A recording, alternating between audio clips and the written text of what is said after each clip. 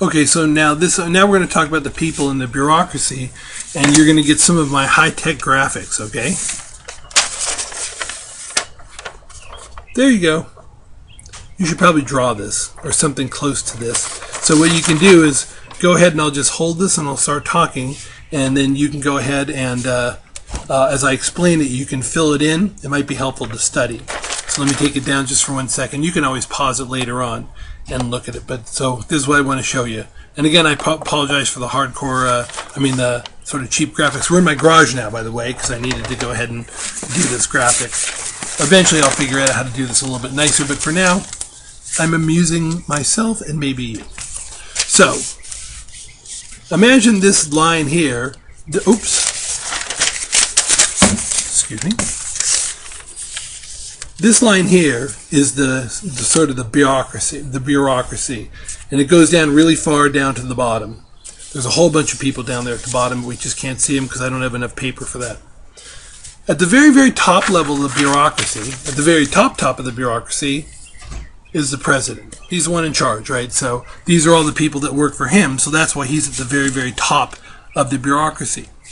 The next level down are the heads of the various departments. Those are going to be all those people in there. These are the heads of the departments, the secretaries of the various departments, as well as the attorney general. And then below there, there are political appointees. These are the deputy secretaries. These are a bunch of people who work in the bureaucracy. When every time a president comes into power, he has approximately 2,000 to 3,000 people that he has to go ahead and appoint. So there's a whole bunch of people that go ahead and work in the bureaucracy who are appointed. And that's this group up here. So these people are all political appointees. These are the heads of the departments. These are the people who are working below the heads of the departments. But there are quite a few of them, and they're the ones who tell all these people down here what to do. Okay, so let's first talk about the top level, the political appointees.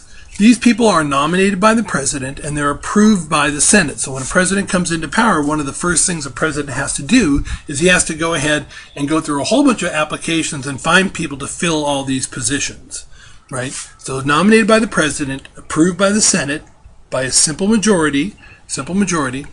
And the thing you should know about political appointees in these positions in the bureaucracy is they usually last around 2 or 3 years, and then they get the hell out, because it is a really thankless job. It's a whole lot of work, and you're serving your country, and that's cool, but it winds up being very difficult. And a lot of times the people who fill these positions are people who have jobs, they have lives, but what they've gone ahead and done is they put that all on hold so that they can go ahead and serve the president.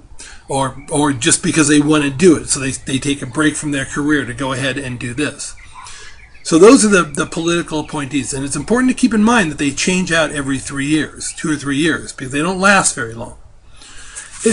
At the middle level, what you have are the civil servants. Civil servants. And the way that civil servants get their job, these aren't political appointees. What these people do is they go ahead and they take an exam called the civil service exam. Hold on, let me get that incredible graphic up there for you. The civil service exam. They take the civil service exam, and the idea is that they can go ahead, and the people who score the best on this exam, they're the ones who get the jobs. So everybody goes, they take the civil service exam, the people who score the highest, they're the ones who get the jobs, just like school, kind of, the best students, the people with the best grades get the scholarships. Well, it's the same kind of thing. The best people, people who score the best get the jobs. So the way it's supposed to work is that in the bureaucracy, the people who get the jobs are the best people. It's supposed to be based on merit. Now, merit meaning how well you do, not just who you know. And that's the way it used to work before. The way it used to work before is that if you had like a Democratic president, a Democrat would come in and he would appoint all kinds of Democrats to all these positions. And they might not be people who are qualified even. It'd be like Uncle Joe's a drunk and he doesn't do anything. Let's make him the head of a post office or something like that. But they would just appoint people that were friends of theirs, that maybe they owed a favor to, or maybe they wanted to pay off or something, whatever. And then when the next president came in, sometimes it was just another Democrat who had his own friends that he wanted to reward. All those people would be fired, new people would come in, change them out. If a Republican came in, everybody else got fired, new people came in. A different Republican president, everybody gets fired. over and over, and this just kept happening over and over again. Now, think about it for a sec. Why might that be a problem? Why might it be a problem that the people are changing out over and over in the bureaucracy? Well, I don't know if you figured this out. Maybe you can pause it and think, like, I think I know this. Nobody ever develops any expertise. You know, you got one guy, let's say he's going ahead and he's going to be the head of the post office in South Dakota. So he gets the job, and the first, while he's walking around trying to figure out where the hell everything is in the office and where South Dakota is. And after a little while, he figures it out and starts getting things running smoothly. And let's say a new president comes in and boom, he's gone. Now you got a new guy comes in. What's he going to do? He's going to start the same process over and over again. You never develop any expertise. You never have that guy who's been in South Dakota for 15, 20, 30 years who knows everything about the post office in South Dakota. So that's the idea. So it's supposed to be based on merit. Well, one of the things that they did, one of the ways they set this up was so that if somebody got hired in the bureaucracy, they couldn't get fired. It was very hard to fire them because they didn't want people to get fired for political reasons. And if you fire people for political reasons, if a Democrat fires somebody in the bureaucracy because they're a Republican or vice versa, that creates all kinds of problems. That's like the big no-no. You cannot do that. So their jobs are protected. And as it turns out, that creates a problem as well. So keep both those things in mind. One, that political appointees change out on a regular basis. And two, that there are rules that protect civil servants from going ahead and being fired. Now, I want to talk about why bureaucracies are essential in our democracy and in any modern democracy. Well, one is, here's what I used to do in my class, and I don't know if you want to sit and do it there yourself. It might be an interesting exercise to do. I want you to imagine that the Congress has passed a law that where the federal government is going to go ahead and change out all the speeding signs across the country from 65 miles an hour to 55 miles an hour. That's all. This is what the law says. We're going to change all the speed limit signs from 65 to 55. And let's say for some reason the states have agreed to do this as long as the federal government pays for everything and does all the work, because it's really the states who decide the speed limits. So the federal government says, okay, we're going to do this. This is the new law. And they give me the law. They say, hey, President Phil, here's a law. Speed limit's going to change from 65 to 55. So I go ahead and I go to the Department of Transportation, and I go to the Secretary of the Transportation. And I say, hey, look, you need to do this.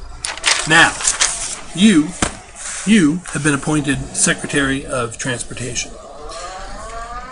Sit down and try and think of everything that you would need to do in order to change out all the signs across the entire country from 65 miles an hour to 55 miles an hour. Everything you would need to do, right? And not just order people to do it, but like what kind of things did you need? Now, if you don't want to do it, just keep letting the tape run. So when I would do it in class, students would sit down and they would write down a few things, and usually they would get a pretty good list.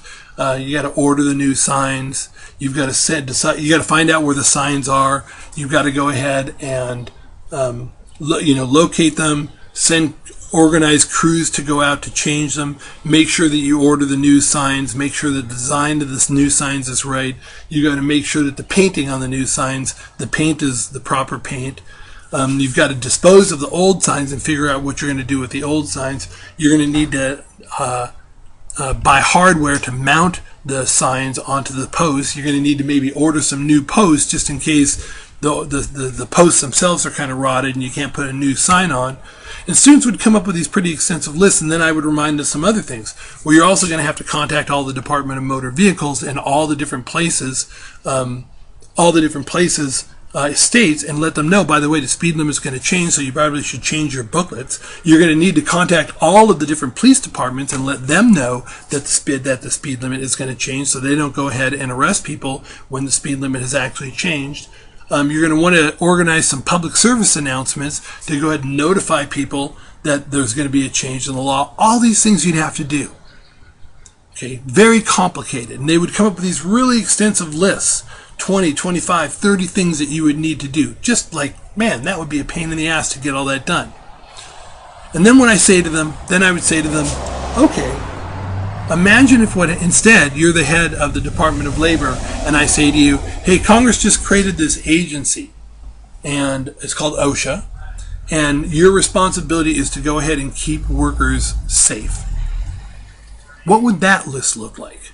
If you had to come up with a list for everything that you were going to need to do to make sure that workers were safe, in nuclear reactors, in dentist's office, in grocery stores, in factories, in train depots, bus depots, airports, right? High rises, anywhere you could think of, you have to keep workers safe. That would be an amazing thing to do. That's why bureaucracies are necessary, because one, they're able to organize those large tasks. They're able to do those kinds of things. You know, over on the lecture notes, I have changing the national speed limit as a big task. Compare that to going ahead and having to keep workers safe. That is a big task. And the other thing they do is they allow for a concentration of specialized talent in specific areas. So the people who work for OSHA, that's what they do. They do safety. And so what you do is you allow people to go ahead and develop an expertise so that when it comes time to deciding, how thick do hard hats need to be, right? How high should they be above your head? That you don't have a member of Congress doing that. Instead, what you do is you have an expert, somebody who knows plastics, somebody who knows safety. So they can do large tasks, and Congress can pass laws that give general guidelines, but they can leave the technical decisions up to the experts. You need the bureaucracy to do this kind of thing because Congress just can't do it. And that is why they are so essential. So people complain about the bureaucracy all the time. We need bureaucracies. They have to be there and they have to function well. That doesn't mean that they always do function well. I'm not suggesting that. I'm just saying that when people sort of rail against the bureaucracy, sometimes I think they don't really understand what they're talking about.